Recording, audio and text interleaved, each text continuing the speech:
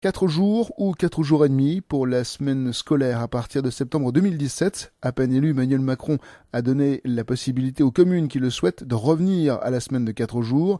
Une mesure qui doit entrer en vigueur dès que le décret sera publié au journal officiel. Si les écoles dijonnaises ne changent rien pour le moment, ce ne sera pas le cas partout. La communauté de communes d'Arnay-Lienay, par exemple, a décidé de revenir en arrière.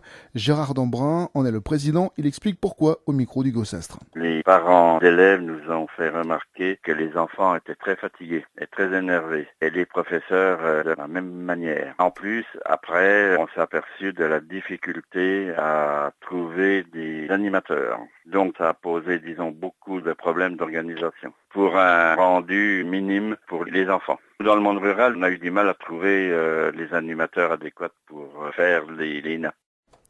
La décision a donc été prise en concertation avec les parents d'élèves et les professeurs. Plus d'une dizaine d'écoles sont concernées par cette décision. Pour appliquer cette mesure, il a dû prévenir différentes institutions. Gérard Dambrun. Quand on a eu le sentiment des professeurs et puis des parents d'élèves qui ne souhaitaient pas que les nappes continuent, on s'est empressé de faire un courrier à l'académie qui nous a renvoyé une quinzaine de jours après un avis favorable à la suppression des 4 jours.